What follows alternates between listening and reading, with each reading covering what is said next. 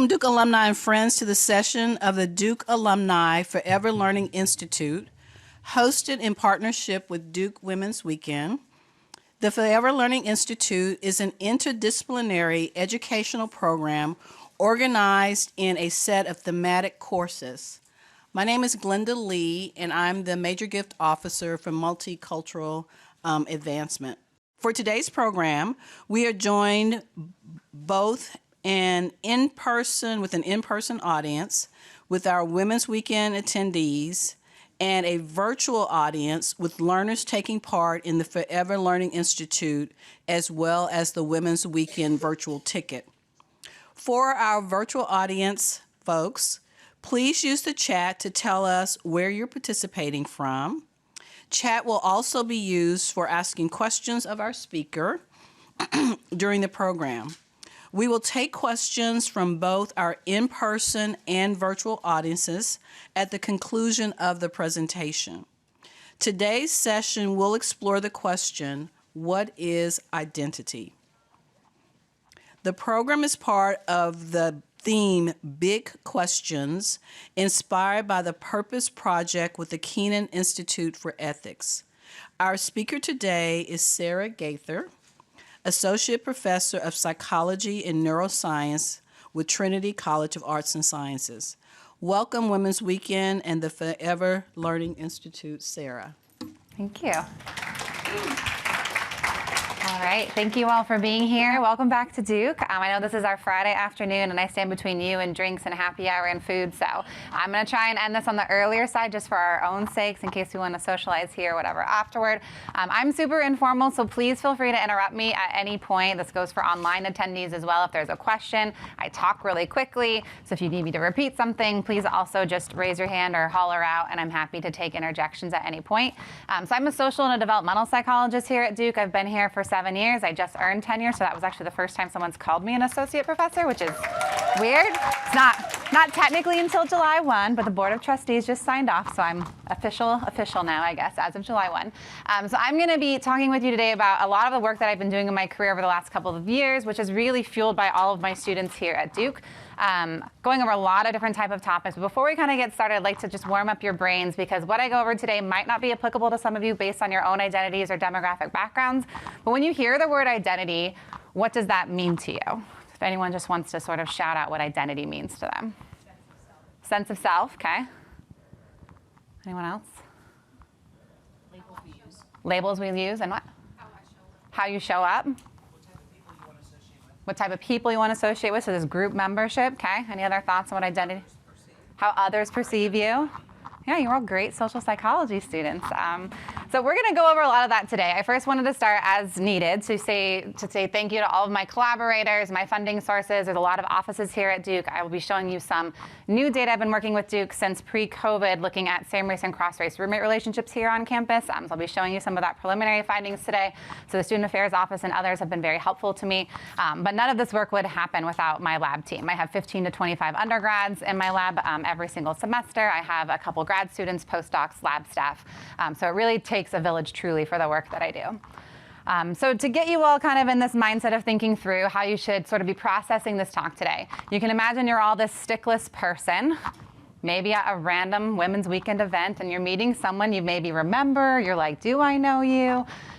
You have to decide what questions you want to ask that person in that moment to decide if they're going to be a friend or an enemy, someone you want to date, someone you want to ask for money from, whatever the case may be. And those contexts are going to shift what you're going to see in this other person in that moment. And that's something that I'm really interested in, is these social perceptions we have on others. And once you learn something new about someone else, especially if it's something you can't see about someone, how does that shift those expectations in that social moment? So the context is really important for all of you to consider. There's the context of all of you sitting very nicely, following your norms in this room. But there's also the context of if we were all at happy hour right now, you would not be sitting this way, right? And you might have different types of questions. You might be more willing to ask certain questions in a happy hour environment versus in a nice formal setting like this. The other definition of context that I use a lot in my work is the previous context we all came from. The socialization we all received on who it is we're supposed to like, who it is we're not supposed to like. Socializations about our own self-esteem, who it is we think we should value about ourselves. So those are the two definitions of context that I'd like to look at a lot in my work. Social identity, we did this warm-up exercise already. Identity is really complicated for some of the things that you all brought up already, in that it's not only how you personally identify, right? It's not what it necessarily just means to you, but we all have these interactions with our world, right? So these perceivers are often giving us these feedback loops constantly, reminding us of why our identity is important to us, maybe reminding us why we're devalued in a given society or context. And so all of these things are constantly interacting with each other in every single social setting that we're in. You have to consider the context you're in. You consider your own identities you have, your identities you don't have. But most importantly, you're looking at how are those outside people perceiving that identity? Are they valuing you or not? So my lab, the Duke Identity Diversity Lab, focuses a lot on these questions, particularly looking at racial and ethnic minority populations. We're extending into sexual and gender minority populations as well, if anyone has questions on that. But we really try to take a lens trying to give a voice to underrepresented groups and populations, which is why I attract such a large, diverse group to my lab here on campus. So to give you some framing from where we come from in psychology, social identity theory is this long-standing theory in psychology that basically argues the way we learn about ourselves is by thinking of our in-groups versus our out-groups. People who are like us versus people who are different from us. The simple dichotomous two-choice, you're either like me or you're not. You're my friend or you're not.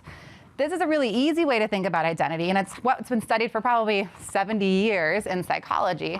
But I've been really trying through my work over the last 10 years or so to really push researchers across all fields, not just in psychology, to really think about the fact that we have a multiplicity of belonging. All of you in this room have multiple identities. You're not just women here at Duke Weekend, you're Duke alums. Some of you have careers, some of you have kids, some of you have other aspirations in life. Whatever it may be, you all have multiple selves, and yet most of our research only recruits women to study women, but ignores the intersectional facets that each of you are actually possessing inside of you. Now, this makes research much more complicated. You need larger samples. It makes your research take longer. It costs much more money. But to me, without considering this multiplicity of belonging, we're not getting the full picture about anyone's identity experiences at all. And in fact, it makes a lot of your own identities invisible to others. And we don't understand how those identities are actually functioning in our lives if we're not looking at both race and gender simultaneously at the same time, for example. To give you some framing, just looking at racial and ethnic demographic projections here in the US, this is stuff I'm really obsessed with. This is from the US Census Bureau on how they're projecting our populations to be changing based on race and ethnicity through the year 2050. Even if you're not great at graphs, basically this non-Hispanic or our white people group here is the only bar that's going in the negative direction. That means they are decreasing numerically, which scares some white people in our society right now. Every other racial ethnic group is actually increasing numerically is what the census is projecting. For me and the work that I do, this multiracial category down here is the fastest growing group, mainly because interracial, intercultural marriages are on the rise in the US. So this is our fastest growing group and a group that I focus on a lot in my research. One reason I wanted to sort of bring this up is all of us have been to Duke at one point in our lives, and I like to acknowledge the cultural context of where studying multiraciality comes from. This is a picture of the 1860 US Census where there was 3 racial categories, white, black, and mulatto. Mulatto being that mixed race multiracial category. Now what I think is really interesting about this is it wasn't actually until the year 2000, 20 years ago, when the US Census formally allowed people to check more than one racial box. So we used to acknowledge the mixed race group back during slave lineage, Jim Crow laws, when we were using rules like hypodescent and one-drop rules to maintain status and hierarchy. But then we got rid of this mulatto category, ignored them as a group, which is why we still lack a lot of educational, health, and psychological outcome data for the multiracial and multi-ethnic groups in the US.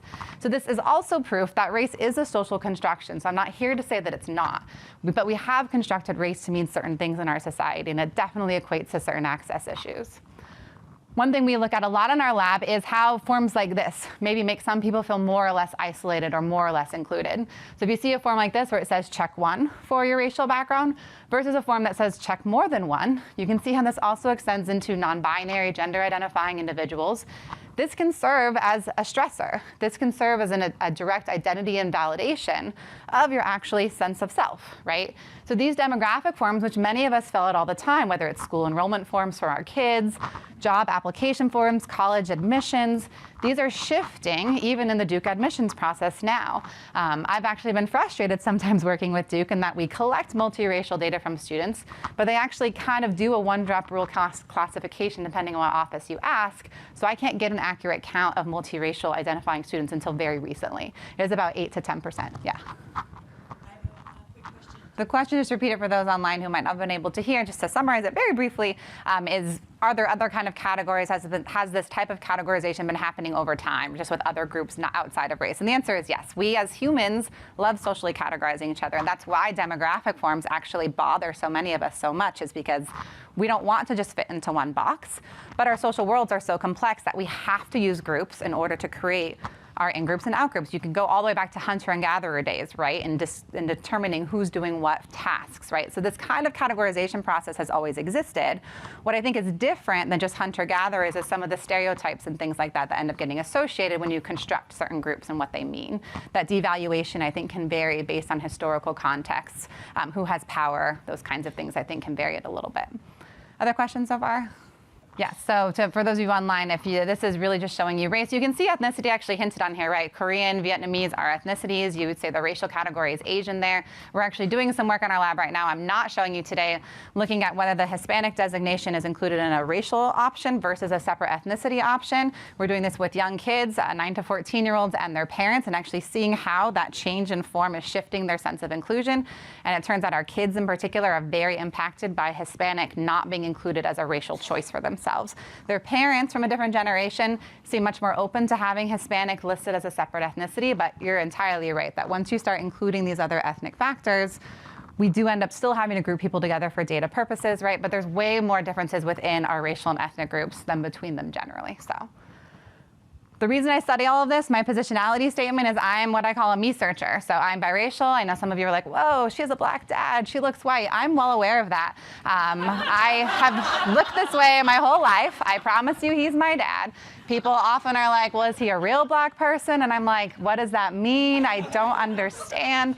But for me, growing up in an interracial household, my brother, as you can see, looks more typically racially mixed than I do. We were socialized differently. I was prepared for things I would experience as a woman. He was prepared more for things that black individuals are going to face in their life, right? We had different socializations, even though we grew up in the same family structure.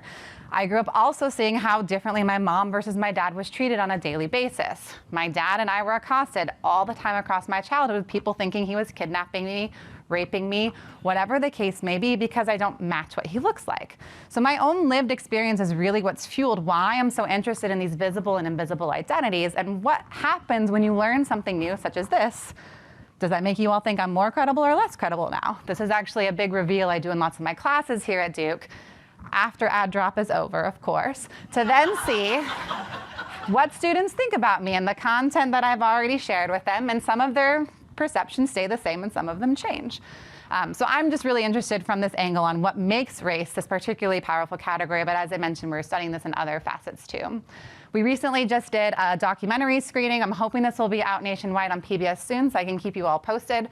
We had 2 film directors that came down and filmed me in our lab, and had a sold-out showing at the Ruby Lounge on campus just a couple weeks ago, where they followed all different families across the U.S. to talk about what being multiracial and multicultural means to them, including interviewing the first couple here in North Carolina to legally interracially marriage after Loving versus Virginia. So really cool documentary, just to show you some things that we're doing here at Duke now, and how we can connect our research out into the real world for real people. This is pictures of my lab, just to also show you this context. Contextually, maybe Duke looks a little bit different to you than when some of you were here. But it is getting more and more diverse every single year. Incoming cohorts of students are changing. As I mentioned, I have 15 to 25 undergrads who work in my lab all the time. We have lots of community partners, and they're really the ones who collect all the data that I'm going to be showing you today. So briefly, what I'm hoping to get through today is first how we navigate belonging to multiple groups or multiple identities. I'll show you some of our data looking at how malleable our identities can be in different kinds of contexts or spaces. And then I'm going to end my talk today with 2 big projects we're running here at Duke. One of them I alluded to already, this cross-race roommate study we're doing. Another one is a new texting service we've actually launched for mental health outreach for students here on campus.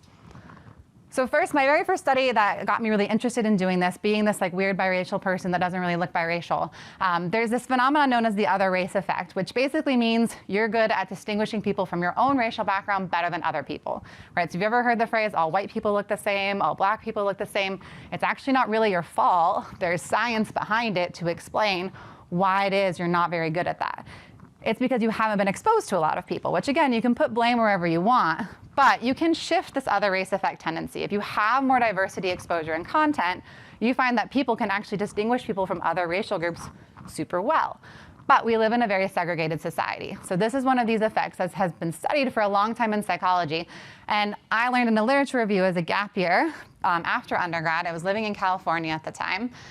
But there was not a single published paper with biracial samples at all. So I asked my professor at the time, could I recruit some biracial babies? We ended up recruiting 3-month-old biracial white Asian infants, monoracial or all white infants and all Asian infants, if you want to call them that, to look in an eye tracking study. If you go ahead and start the video, Mark.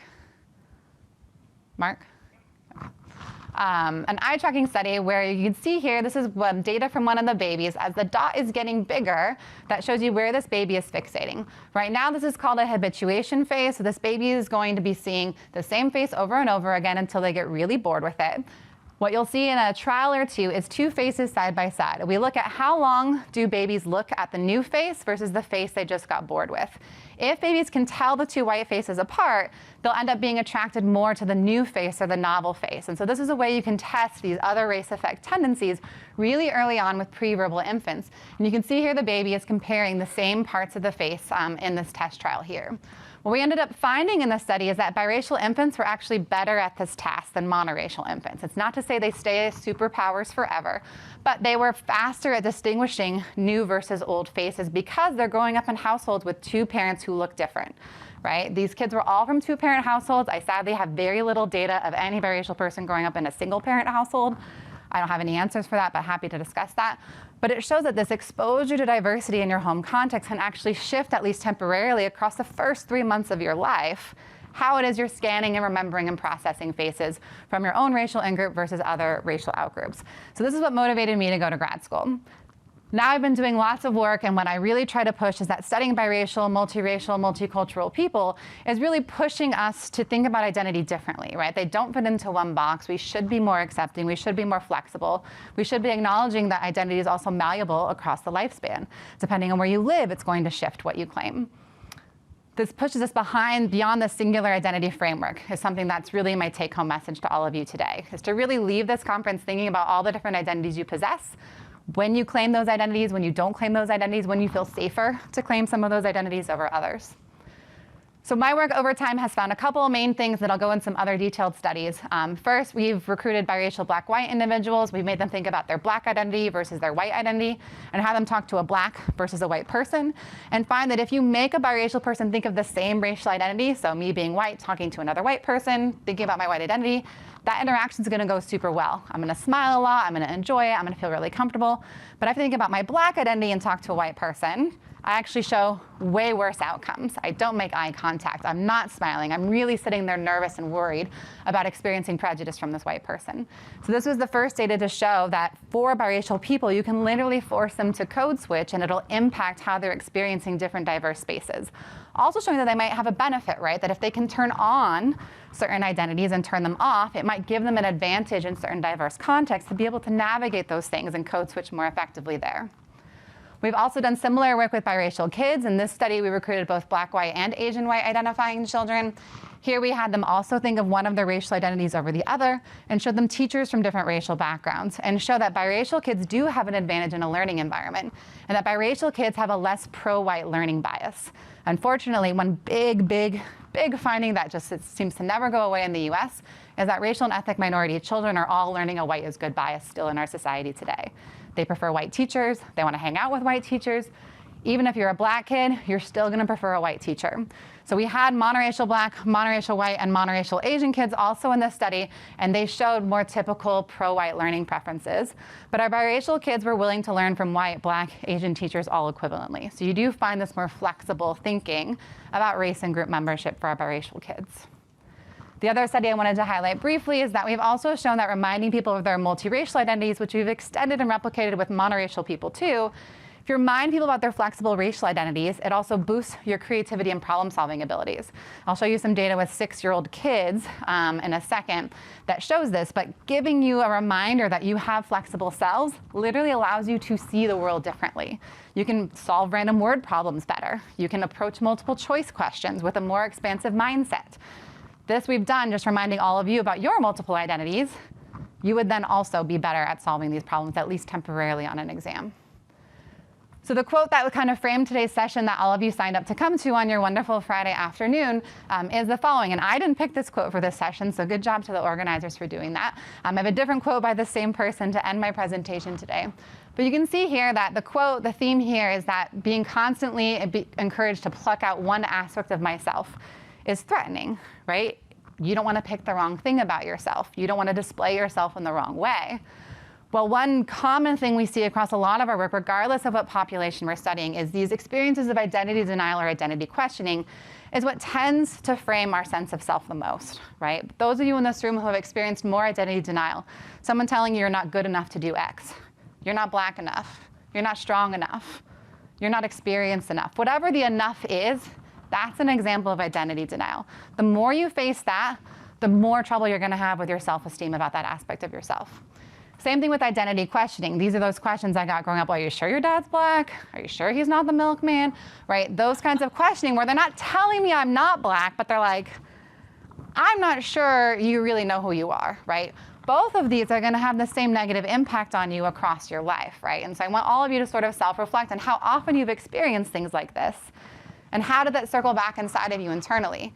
For me, studying multiracial and multicultural populations gives us a very unique opportunity to understand how these experiences can actually impact us psychologically and biologically. So in a study we ran here recently, this is my former postdoc who's now a faculty member at Northeastern University in Boston. We recruited 121 biracial people and 126 bicultural people. These were Asian Americans. Psychology research has long shown that Asian Americans often face a common identity stressor. And this is they're being confronted in society saying, oh, are you American? Do you speak English here? They're assumed to be foreigners. This has been studied a lot with that population, but not as much with biracial populations. So we recruited these two samples. I had a research assistant team, again, where I love my undergrads. They had to do this really horrible, mean thing. I promised I had IRB approval. Everyone got paid. You imagine you're a biracial, white identifying person with something else. That was the requirement to be eligible. You didn't know it was because you were biracial that you were recruited for the study. You thought it was a health study. You're about 45 minutes in. You've given us some saliva samples because we wanted to measure cortisol, which is this common saliva measurement for stress in your body, right? So when you experience stressors, your cortisol should go up. This is one of our participants. I'll show you his video right now. He is white and Latino identified, one white parent, one Latino identified parent. You'll see one of my white research assistants, an undergrad here at Duke, come in and say, you're supposed to be white to be in this study, so I basically don't understand why you're here. So I know, you're all like, oh my God, Duke's so mean. I promise you, everyone felt good about it, but Mark, can you go ahead and play the video?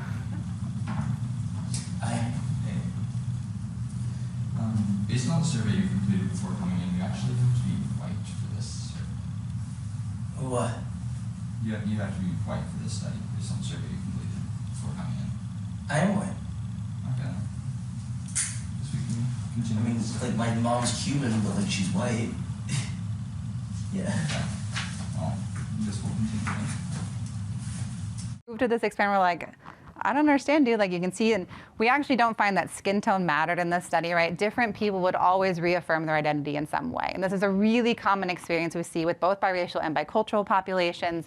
They would talk about a parent, they would talk about English speaking abilities. That reaffirmation is things that my undergrad team actually ended up coding. So what we found in this study is that both of our groups, Asian Americans who in that condition, the experimenter would come in and say, you're supposed to be American to be in this study. Why are you here? Even though they were all Asian American people here. Both groups, of course, show high cortisol increases, right? They're both stressed out. They're both having their identities denied. But we actually find that the biracial participants recovered faster. So we have them stay in the study for a little bit longer afterward. We want to see how long does it take for their cortisol levels to come back to baseline or control levels before we stress them out. So at first it might sound like a good thing. Oh, biracial people recover faster. That's great for them. They feel normal again. What we actually think is happening is this social exclusion type of experience, biracial population is reporting the highest rates of social exclusion than any other racial or ethnic group. Importantly, not discrimination experiences, not prejudice that still is falling for monoracial, monoethnically identified Black and Latino individuals, but for social exclusion, social denial experiences, this is their common stressor. Okay? So their bodies have actually created a biological response to recover faster because they have that much more practice with it. This was the first evidence to ever have a health outcome for biracial people here. So we were lucky to be able to run this study here on campus. And I'm hoping to follow this up in the future to look more at gender differences within this sample as well, in addition to the types of reaffirmation that biracial and bicultural people use as a coping mechanism to perhaps help their cortisol levels recover even better. But do all identity exclusion experiences hurt the same? This was my former grad student who just graduated last year. She's now just got a tenure track faculty position at University of Illinois Urbana-Champaign. She's really interested in trying to look at, well, does the racial group matter? As you saw, that was a white experimenter that denied the person, and I thought that was an important choice for that study, to have a person from that group saying, hey, you're supposed to be white like me. Right? That's going to be a particularly more stressful context than if it's an outgroup member of some sort. So this is a game called Cyberball. Has anyone heard of this game before? Okay. So this is another mean thing. I do lots of mean things, I guess. But Cyberball is this weird game where you would basically pretend that you're this player. I would say, oh, you're in this game. We've brought you into this game. You're going to play in this online study with a whole bunch of other people. You're going to be this player here. Here's your other players. They're going to throw a virtual ball to you, and then you get to pick whoever you want to throw the ball to next. As you see here, there are 3 different conditions, and I'll get to the ball tossing part in a second. Here you would be a biracial person assigned with all white players. Here you'd be a biracial person assigned with all black players. And then here would be an outgroup if you were biracial, black, white, all Asian players. So we wanted to see how being excluded, because what happens is you get the ball twice in the very beginning of this game. And then you can just say, okay, I'm going to throw it to player 1, I'm going to throw it to player 2. And then you like wait. And then you wait, and you never get the ball ever again. And so you sit there for 5 minutes, which is a really long time to stare at a machine when all these other people are throwing the ball at you. And you think it sounds dumb and not painful or hurtful, but there's been studies that have made these other players actual fake KKK members. And even when you're being excluded, when super liberal people are being excluded by KKK members, or even conservative people being excluded by KKK members, they still feel hurt and excluded after this virtual ball tossing. So we wanted to see how these different contexts were actually shifting exclusion experiences, and all of them hurt a biracial person to a certain extent. But these top 2 conditions hurt a little more because those are their in-groups. But they hurt for different ways. So a biracial black-white person would feel more hurt in this white condition because they then know they're never going to be white enough to fit into high-status mainstream society. A biracial black-white person is going to feel excluded here because most biracial people tend to identify more with their minority identity compared to their white identity. So this is their true self usually. So different reasons they're being hurt in different ways. And so without setting up these different types of conditions, you can't really understand the complexities linked to social exclusion. But our identities are malleable, as I've said before, and understanding groups starts really, really early. So this is where our identities start to form early on. We recruited 197 3 to 5-year-old kids here in the Durham area. And what we were interested in looking at is this cognitive frameworks that we all learn as young, tiny children on what a group even means, right? Some of you brought up at the beginning of today, oh, it's a group, it's who we are, it's who we aren't, those things. So they have 3 different conditions we sort of showed kids. In this condition, we'd say, Paul really wants to be in the family. The family says Paul cannot be in the family. So here you have one person who wants to be in the group. Here we have the group. The lunch friends want Paul to be in the lunch friends, but Paul doesn't want to be in the lunch friends. And here, which is our cognitive framework we know comes online at some point during childhood, is what we call mutual intentions. So here, Paul wants to be in the builders. The builders want Paul to be in the builders, so Paul must be in the builders. So in each of these contexts, we asked 3 to 5-year-old kids, is Paul part of the group? Is he a group member? And we wanted to see how young do kids actually understand this concept of what groups really are. What we end up finding is that 4 to 5-year-olds robustly rely on this mutual intentions framework. You can't join a group unless both entities or both parties are in agreement that you can be in a group, okay? Very much online for 4 to 5-year-olds. But no one had really studied this with 3-year-olds because 3-year-olds are actually this annoying group that no one likes to work with. Like all of developmental psychology studies like 0 to 2 and then it's 4 to 5. And like no one studies 3-year-olds. But we did it because I like challenging myself. And we actually were the first to find that this actually does start at age 3. It's not as strong of an effect as 4 and 5-year-olds, but you do see that the majority of our 3-year-olds are doing this at least half of the time. So this is one of those symbols of how it is we start learning about who we are, what groups we are a member of. We just finished collecting more data to look at these what we call more essentialized groups, so race and gender. If you are a different racial group or a different gender group, does this also shift the rules of mutual intention? So stay tuned. I don't have the data analyzed, but we are extending this to other ones. Yes? I have a question from a virtual participant, Karen, and it is, do you study or apply the same analysis to people who identify as non-binary, so do not identify with either of the two traditional gender groups? Yeah, great question. So I have not studied non-binary individuals yet. However, we go over a lot of non-binary and transgender work in our courses here at Duke. And what I can tell you from other researchers is an amazing scholar, Christina Olson at Princeton University, who has one of the largest non-binary and transgender data sets in the country. And her work has basically shown that as long as you are treating non-binary or transgender kids as the gender identity that they identify as, they don't look any different than any other kids. The problem that we have linked to demographic forms is when we try to put kids into identity boxes that they don't actually claim, that's when people end up saying, oh, they're having identity problems. And it's because you're not giving a form that reflects them, right? So you see these same types of extensions to those groups. So hopefully that answers your question, Karen. Yes? Does verbal maturity play into this difference between 3 and 4? Good question. We did do some brief kind of vocabulary assessments, and you don't find any differences there. Just to give you all some background, it's around the age of 3 that most kids tend to claim a gender identity of some kind. It includes transgender or non-binary. They're actually pretty aware by age 3 or 4. It's not until the ages of 5 or 6 when race and ethnicity becomes a little more apparent to kids. And that's why for this study, we actually recruited slightly older kids, just to make sure those identities were more online for them. But good question. Any other questions so far? Okay. So I told you before there was going to be this multiple identities manipulation with kids. So all of you, even if you're not multiracial, this study is for you. We recruited 6 to 7-year-old kids in this study because it's around the ages of 6 when kids have really complex thinking abilities, and got them to think about 3 different conditions about themselves. So we'd say, look at this girl in the park for our own multiple identities conditions. We'd say, she's a drawer and she's a friend. And if you were the kid, I would say, so are you a drawer? Are you a friend? The kid would be like, yeah, I'm a drawer, I'm a friend. And you go through 8 different identities with the kids. And then at the end, you say, wow, you're so many things at the same time. Can you tell me what it feels like? And she's laughing. But some kids are like, it's great, it's fun. Some kids are like, it's exhausting, it's so tiring. You get lots of different responses from kids. Some are like, it's normal, like, why are you asking me this? But here we wanted to make kids really think about their multiple identities. And on our other conditions, we said, look at this girl in the park. She has 2 arms, she has 2 legs. So do you have 2 arms? Do you have 2 legs? So we're still reminding kids that they have multiple things, but it's not identity specific. Because identity, I think, is, again, particularly powerful in shaping our perceptions of our social world. Our last condition, we'd say, look at this girl in the park. She's a drawer and she's the friend. Then I would go to the kid and say, so she's a drawer, she's a friend. The kid would only reflect on her multiple identities. The kid would never reflect on their own multiple identities, because I think that internal pathway is, again, particularly powerful in shifting how we think about others. We have a few different tasks we did. I'll only show you 2 today. One is what we call a functional fixedness task in cognitive psychology. So we'd say, Mr. Bear really loves honey, but he doesn't have enough Legos to get to the beehive. So any guesses on what Mr. Bear can do to get to the beehive?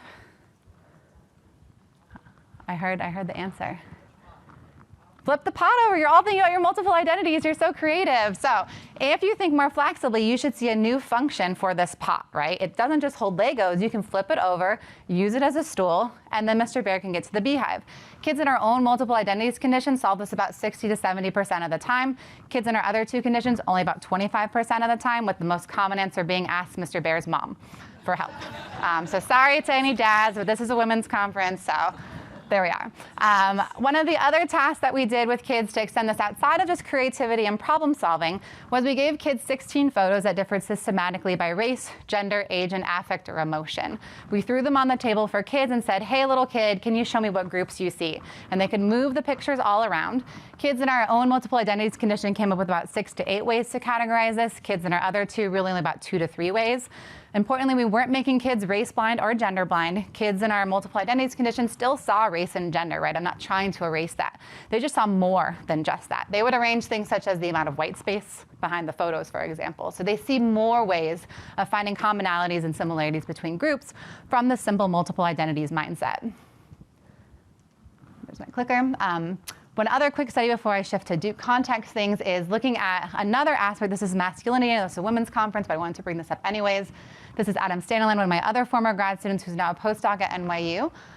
He was really interested in this aggressive cognition behind the flexibility of certain gender identities. So we've been looking a lot at flexible and fragile aspects of masculinity and why some men, but not all men, tend to respond aggressively, right? When you all think about the mass shootings we see in our society, most of them tend to be young men, right? And they're young men struggling with some aspect of their identity, some aspect of their self, and they've chosen aggression as an option to reassert that manhood. Clearly not all men do that. So we wanted to set up a study where we actually threatened men's masculinity. We had them all do a super sexist quiz where you have very gender-specific things here. For our female participants, it was, which one of these bags is Prada, which one of these very super sexist things. It doesn't matter even if you got it right or wrong, because you all got fake feedback afterward. And so half of you would get this super nerdy graph that would basically say, you're just as manly as the average man, which would be the average man score here for our male participants, or your gender identity score is actually here next to pink and female. You're actually way less manly than the average man in society. This actually did not have an effect on women, so yay women, we are better. But what we wanted to see was if we threatened men's masculinity, if we actually were able to throw their masculinity around through this paradigm, we obviously can't have people hit people in a lab to measure aggression. That's not okay. But what we can do in psychology is something known as a word completion task. So we show them words that they can complete however they want. As you can imagine, this last example here could be completed as gum, like chewing gum for a neutral. But if I'm priming you to be threatened about your masculinity and you want to reassert that stereotypical association of being aggressive and strong, you would then complete this as gun, right? And so you end up summing up how many of these words participants complete that actually sound more aggressive versus less aggressive. And what we end up finding is that basically for men who are under threat, it's not all men who completed those words more often with aggressive words. It's actually particular men who faced more gender pressure growing up to be a man, quote unquote, in our society. So we had a few surveys and scales that we collected, and what we show is that for boys who are growing up in households or contexts or societies where they feel more pressure to be super manly, those are the ones that when we tell them they're not manly enough, that they fill out more of those words in an aggressive format, right? So this understudied pathway of which men we actually should be targeting with certain mental health services before they go and choose mass shooting as an option to reassert that manhood. Importantly, we just finished collecting some similar data from 10 to 14-year-old boys and do find the same sort of story even with a younger sample. This was a college-age sample from before. So last section of the talk. We're all still with me? Yep. Any questions so far? Okay. Context, right? We talked a lot about context in a lot of different ways. I'm going to talk with the last part of the talk today about this context that all of you know and love in different ways. I'd love to hear your thoughts on how Duke has changed and if you think these findings would have applied in your time or not too. But college is a super weird time, right? You are all being forced onto campus with a whole bunch of people you don't know. You have a roommate you don't know, which I'll talk about in a second. But importantly, it's a really important identity period, right? You've left home. You're not living with your family. You have none of your friends, most likely, who have moved with you. You're taking all these new classes. You're being challenged in new ways. You thought you were a straight A student, and now you're not all of a sudden, right? All these things are happening during college that causes all of us to question who it is we are.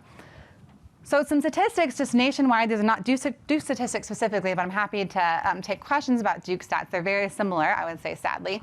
This is data from 2019 representing about 67,000 college students across the United States. And what you see here is about 55% of college students were saying they felt things were hopeless. 66% felt very lonely. But 85% felt exhausted, and this isn't from physical activity or working out, like just exhausted from life, work, school. And 87% reported feeling overwhelmed at some point, right? This is not good at all, and this is why we are seeing across the country. Those of you who are local in the area, I'm sure you've seen news coverage that the 5th student committed suicide at NC State's campus this year. This is a real problem. Post-COVID, what a lot of research is now suggesting is that our youth in particular have been forgotten in the COVID pandemic, right? They've all had online school, they've lost friends, they don't know how to socially connect with people anymore. I see it in our classrooms now as a teacher on this campus. This is not any different even post-COVID time, right? So this was collected before COVID. I think these numbers are actually probably worse now, but they haven't updated it. So knowing all of this, there are amazing mental health resources at Duke, but my colleague, Nancy Zucker, who is a clinical psychologist here with me in my department, we were sort of looking at what resources we have at Duke and what's missing, right? There are a lot of stigmas, a lot of barriers that keep some students from seeking out mental health resources and not others. As a diversity scholar and identity scholar, I sat down with Nancy and we sort of thought, well, what is keeping students from going to CAPS, What is keeping students from using their free therapy sessions? Is it just opting in? Is it finding someone who's a cultural identity match? Like, what is it that's not there? And so we've been working over the past couple of years, and I'm happy to announce we're now fully launched on campus this year for the first time, a new program called Duke Line, which is a texting program. It's a peer anonymous-based texting program. We're hoping to get a large federal grant to keep it going, so if anyone has ideas of money, we need it. But what we've been showing over the last year is that this is a course for students. We have them enroll in a course. I'll tell you a little bit more about it.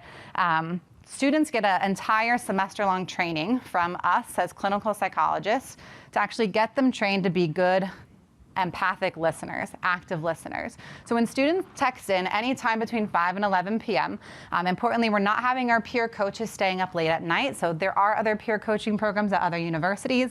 What we've seen nationwide in a big study we've been running is that all those coaches are facing burnout. Right? You can imagine being a peer coach, feeling responsible for whoever is texting in who needs help in that night. You internalize that yourself if you aren't sure if you're able to help them or not. We have found that providing an entire course of training for our students helps immensely. Our peer coaches also are never texting alone. There's always at least teams of 2 in every single shift, and we always have a trained clinician on call. Importantly, we are not a crisis line. We are not here to handle suicide lines, although we have had some of those text in, which thankfully we were able to mitigate. But we are here more for those texts that are more about being lonely, not knowing where to get your hair done. Things like that where you're too nervous to ask someone on campus, especially if you're a new student and don't know anyone here. This is a word cloud of some of the most common words that we've gotten from text sessions from students over the last year or so. You can see lots of themes here, but anxiety is the big one, loneliness, and all of this is linked to belonging. All of this is linked to seeing yourself on this campus or not, feeling seen and heard, feeling valued. Most of our students have actually ended up texting in at the same time every week because they also know they're going to get the same peer coach if they always text in every Thursday at 6, for example. So one thing students have complained about here about CAPS is when you show up to CAPS or counseling services, you're not necessarily guaranteed to get the same therapist you got last time. So you have to rehash all of your trauma again to some new person. But in this, it's anonymous. You're sitting there texting. It can be from the comfort of your bed. You don't have to see anyone. There's no physical judgment. And you text on your own time, right? We sometimes have people text in. It'll take a little while for them to text again. But we've had some people text for the entire 4 hours while we're open at night. So I wanted to highlight this new program. One quote from a coach. All our coaches are anonymous, so students don't know who they're texting with in either direction. But our coaches do take this 1 semester long training. And here's a quote from some of the coaches that I wanted to highlight for you as it relates to what they're learning about their own identities through this process. Reading these transcripts are also helpful in overcoming imposter syndrome in a way, since it made me realize that everyone has their own struggles. And the best we can do is to be there for one another in those dark moments. Each shift is rewarding in the sense that I know my presence could be helpful to someone else in the community who is struggling at the moment. I'm also so excited to see the platform grow as more students are becoming aware of it and would love to continue being a part of the Duke Line community. All of us have struggled with imposter syndrome somewhere. But our coaches, in addition to the students we're helping who text in, are also finding mental health support by being able to know that they're a support system for others, right? So this is a win-win in all directions. And so Nancy and I are really excited about this new way of thinking about peer mental health programs and a way that we can make it beneficial for all students involved. Lastly, just to sum up today, this new big project we've been working on, although COVID happened in the middle of it, so it ruined a lot of my data collection. But all of us have had a college roommate at some point in our lives. We know on average, cross-race roommates don't spend time together, they don't hang out together, they don't like each other, they're more likely to break up. That's been shown in a lot of work. My work from grad school when I was at Tufts in Boston actually shows that for white students at least who live with another race roommate, if I invite you to the lab at the end of your freshman year and have you meet a black student you've never met before, that interaction goes way better if you lived with someone that wasn't white. Right? So that white student makes more eye contact, they feel more comfortable, but it's not just more comfortable for the white student. The black student who is a research assistant in my lab pretending to be a participant, who doesn't know if that white student has a same race or another race roommate, also felt more comfortable when that student lived with someone from another racial or cultural background. So you find this benefit from Contact for Diversity. And Duke recently, as I'm sure many of you know, switched to a randomized roommate policy again. I know a long time ago it had a random roommate policy, then they undid it. Now it's back again. I don't know why they keep changing their minds, but it was a big deal a couple years ago when this happened, and they announced it after students had already basically made decisions to come to Duke, so it was very dramatic and parents were very upset. This is the student newspaper now at Duke, and I wanted to highlight one quote to kind of capture how the students were feeling at the time. They wrote in this quote, "I won't feel sorry for the Housing and Residence Life Office when it imposes its own self-inflicted wounds." Students were furious that Duke was taking away the autonomy of students to make a choice to have their own roommate, just for their freshman year. Students could choose to live with whoever they wanted in year 2. It was just year 1, unless you're an elite athlete on campus, where you would be randomly assigned. So what we ended up finding was that it's really upperclassmen who cared. The underclassmen actually didn't care so much at all, and neither did the incoming cohort except for the first year, just because they didn't know it was gonna happen after they had already sent in their acceptance. So Duke came up to me and said, "Hey, we heard you did some roommate stuff back in grad school. Do you want to collect some data?" And I was like, "Yeah, I'm a poor researcher, so what can I do?" So we ended up trying to follow these 2 cohorts of students. The class of 2021 still had a choice to choose a roommate or they could be randomly assigned. The class of 2022 was the first guinea pig class of a completely randomized roommate policy, at least in modern Duke history. So we've been trying to assess them, and of course, COVID hit in the beginning of this, and so it stopped our longitudinal data collection since there were no roommates. But what I'm going to show you is some other data from right before COVID, which is the data we're trying to analyze now. This graph is a little messy, but this is for students who were here at Duke 2013 to 2017. These are students' self-reported scores for how much they feel they relate well to diverse others, identifying moral issues, thinking creatively or critically. And what you'll see here, red, means they've had a lot of cross-race encounters on campus. So across the board, even if you can't read graphs, you'll see the red bar is increasing in every single category, and the red bar is the highest bar in every category, which means our students, regardless of their racial or ethnic background, the more cross-race interactions they're reporting having on Duke's campus, the better thinkers they are. Point blank, very easy data to show that there is a lot of benefits that stem from diversity, even though we tend to focus so much on the harm and consequences that stem from it. But every student, regardless of their background, feels this way when they have more diverse interactions with others. So as I said, we were following these students who were either randomly assigned or chose their roommates. And what we have in our data so far is that first, without a randomized roommate policy, students are much more likely to live with a clone of themselves. Someone even from their same hometown, even. Sometimes their same high school, right? They're literally not exposing themselves to anyone new at all. With a randomized roommate policy, you are significantly more likely to have a roommate that's either a race, sexual orientation, or religious outgroup member. So you can think about outgroup exposure in lots of different directions. And this experience, again, regardless of background for students, is leading to students self-report feeling like they can have more honest and open discussions about different aspects of diversity on our campus. Expanded selves, expanded in-groups. They actually think their in-groups are bigger. They think they're more inclusive, right? They're able to find more commonalities with students even across different racial and ethnic group lines. And I think the real reason this is all happening is all of our students are reporting a significantly more diverse set of friends, right? So we're finding that this is a benefit for both white students and students of color. There are some caveats I'm happy to talk about. But on average, we're finding the policy isn't hurting students. In fact, I think it's actually making the Duke campus feel smaller and feel more inclusive because they're being forced to meet students that they wouldn't have met otherwise. So with that, I'll show you my current career grant is looking more specifically at these roommate type relationships. This is a 5-year grant from the National Science Foundation that I just received. And what we're trying to identify through roommate data and other data, some people in Hawaii I have contact with, because Hawaii has tons of interracial contact and tons of multiracial identities different than the mainland. What I'm trying to do in this career grant is to collect enough data to show there are 2 pathways to think flexibly. One is your lived experience from being biracial or being bicultural or bisexual or bilingual or whatever the case may be. Your lived experience of code switching should be a way to harness this flexible thinking outcome, this expanded sense of self. But the other pathway, if you're not a member of any of those groups, is through diversity, exposure, and contact. And that's what this roommate data is really showing, is that if you can expose yourself to people who are different, it should have this trickle-down effect on you internally as well to get you think differently about yourself and about the other people you're interacting with. So with that, I'll end with another quote from the same author this session was framed after. There is no such thing as a single-issue struggle because we do not live single-issue lives. So thank you so much, everyone, and happy to take more questions.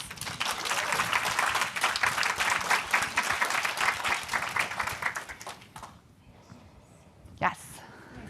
Seems strange, but as you're talking, and we talk about all the positives that come out of this, like better mental health and creativity, it's almost like you wish, like the Supreme Court or legislatures would hear about some of this, because Have you sent any of this to any of those people? Yeah, so there's a colleague of mine is working on legislation with, not the Supreme Court, they're a little hard to get to these days, but with starting with National Science Foundation and NIH is actually where a lot of social scientists are starting first. And the question for those of you online who couldn't hear is, are you taking this to Supreme Court, places where this matters to create change? What we're finding is it's even hard just at NSF and NIH, which are entities you would think would care about proper demographic forms.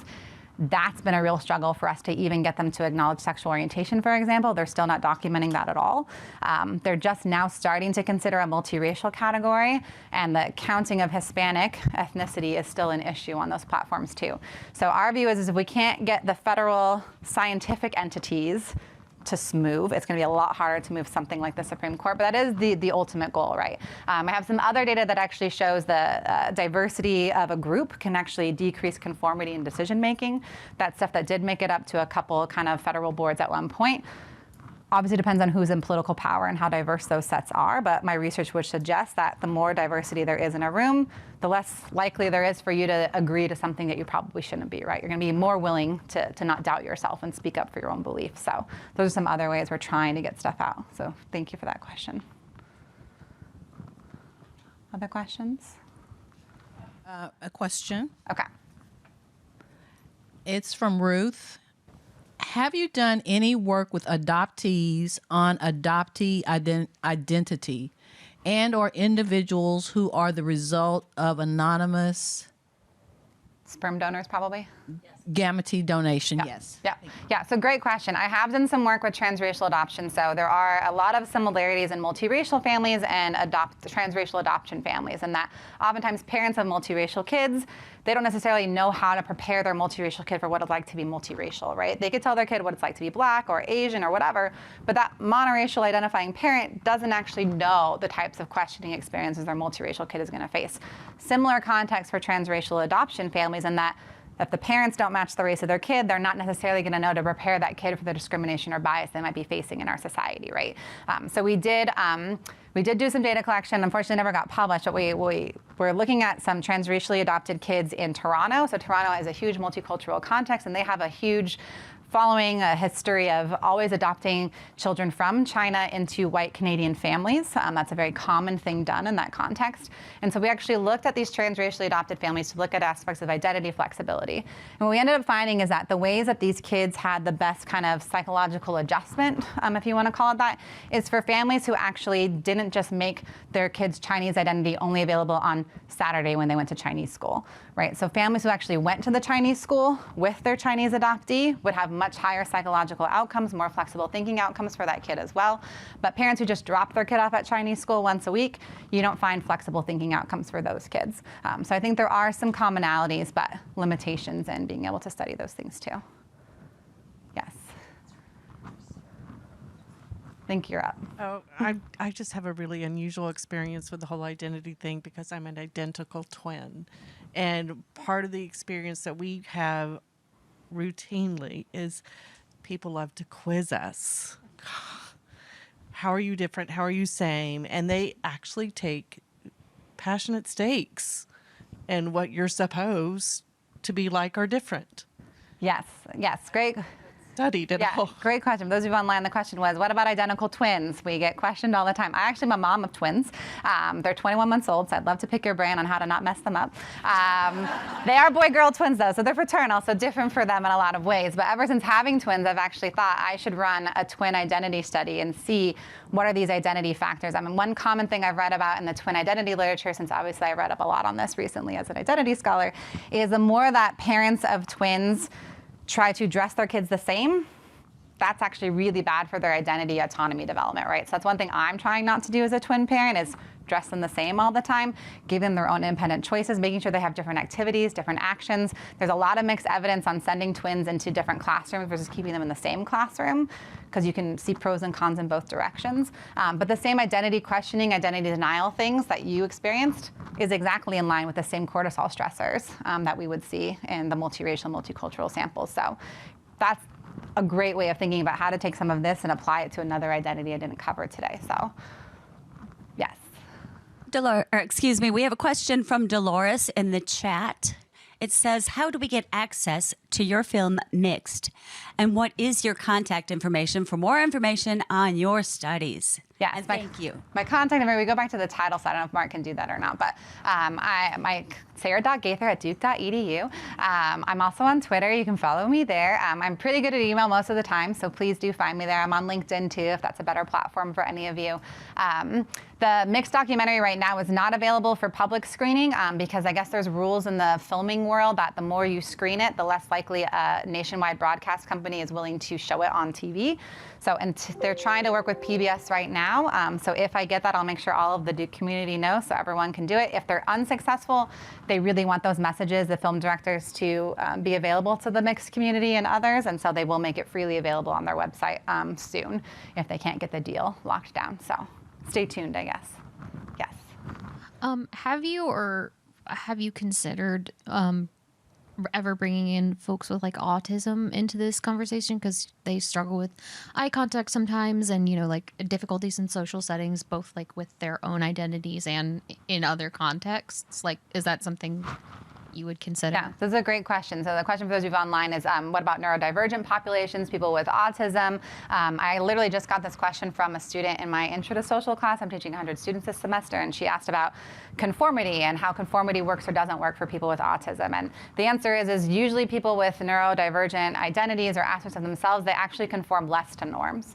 Right? So I would actually argue, I haven't researched this population directly within these types of paradigms, but I would actually argue that because they're less aware of norms and they care less about norms, they're their own individual people, they tend to claim their individual identities a little more strongly, they'd actually be less impacted by some of these identity stressors, except for when it comes to learning outcomes, because I think that's this common thing we call stereotype threat in psychology, right? Whenever you're worried about confirming a stereotype about your group, so being unintelligent as someone with a neurological disorder of some kind, right? If you're worried about confirming a stereotype about your group, that's when you would see more of these identity stressors come into play. So I think those same types of general theories would apply to autistic populations there. But at least conforming to norms and things, research is actually showing they're less likely to conform to those things. So does that kind of help? Other questions? And I'm happy to stick around afterward too. People have private questions too. That also happens a lot. So. There is a question in the chat. It says, how do you feel about Report evaluation when it comes to identity research? Does subjectivity ever bother you? A lot of things bother me. I think, when it comes to self-report, I get asked a lot, like, A, how should I raise my kid to not be racist, right? Or what should I do on my forms as an employer to make sure that I'm not, doing an invisible identity stressor to someone?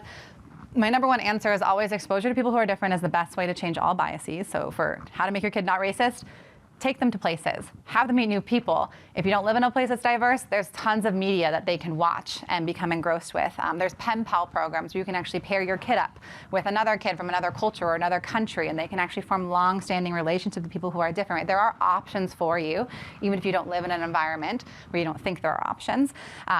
When it comes to forms and I'm bothered by a lot of things, but most forms need to have options, right? So having a write-in option, I think, is the most inclusive way. I personally don't like the word other, but that's what a lot of forms use. Some people like the word other. It's just not a word for me. I think it otherizes people. But having a write-in option for identity, something that's not listed above, something else please specify, I think is the best way to make sure your forms are inclusive. Now, as a researcher, that makes it really hard for me to then figure out how to categorize you. So that's why we have all these fixed forms, is because as scholars, we have to have data points. We have to group people somehow, which is why we group all Black people together, knowing there's lots of differences on whether they're Caribbean or Haitian or slave lineage or not. But we group them together because we need power statistically, right, to assess these questions. But from a form standpoint, that's what I would say, is to always have some sort of open-ended option for people to be able to freely express themselves. Any other questions? So we have a question/comment in the chat from Forrest. And excuse me, I'm trying to read with my glasses kind of dirty here. It says, excellent findings. Thanks for sharing. Now, to what extent are they being applied for further research. For example, any research on career outcomes, attainments, happiness, chosen paths, etc., of people with multi-ethnic racial identities or experiences. I am thinking along the lines of what you presented about Duke students with a randomized freshman year roommate and their improved measures on the variables selected for study. Yeah, great question. So I think my short way of answering that is, at least regarding multiracial people, there's very little job career aspiration data out there. It's not a group that's usually included, or people wrongfully count them into monoracial groups, right? So we actually don't know a lot about career outcomes for multiracial people. There are a few studies I wasn't a part of that shows that multiracial people tend to be really good interviewers. Because they can code switch between multiple identities and try and read the room a little better, but they can also be really bad interviewers, and that some expectations of multiracial people in job interview settings is that they're identity confused and cold and don't know who they are. So that can also backfire with self-disclosing your racial identity in job interview context there. Regarding the roommate study, I actually really wanted to, you're all alum in this room, I really wanted the Duke Alumni Association to let me contact people once they graduated, and they told me no. Because they wanted to protect all of your identities. And like, I get it, but that was my goal, was to sort of see how students who have these more diverse experiences on campus, does it translate into the types of jobs they end up having? Does it end up into how much money they're earning? There's actually amazing work in economics that show that the more diverse a leadership board is in a country, the higher GDP is in that country, right? So there is other evidence to suggest that more contact with diversity can also equate to these monetary outcomes for you, right? Because again, you're gaining these skill sets, you're learning hidden curriculums and how to approach spaces, but there's not direct data that I know of that is linked to that. We do know people with more diversity exposure are better problem solvers, critical thinking skills, they negotiate better, so that's one thing that could help you with job outcomes. So those are some of the things kind of related to that we're seeing in the data right now. Any other questions before we wrap up? Are there similar correlations you may have seen or are aware of when it comes to speaking multiple languages? Yeah, so the question for those of you online is if there are correlations for multilingual people. The answer is sort of yes, sort of no. It's really mixed evidence. There used to be a lot of work suggesting that being multilingual meant you were also a better problem solver or creative thinker. That's been sort of debuffed recently with some recent data, and that it actually matters how long you've spoken both languages. There's a lot of contextual factors that link to it. But generally, I would say people who are multilingual are more likely to be multicultural also. So that same multicultural finding is what I think is actually maybe pushing some of the multilingual findings from before, is the fact that they're able to code switch or culturally frame switch between their mother language and another language, or one culture versus another culture. There's been some cool studies that actually show for students who study abroad, when you study abroad and when you come back, you're temporarily more flexible too, right? So that experience of living in another culture, even if you're not multicultural yourself, when you come back, you're able to more flexibly think. And often that's equated because of language exposure and things of that sort too. So great question and extension.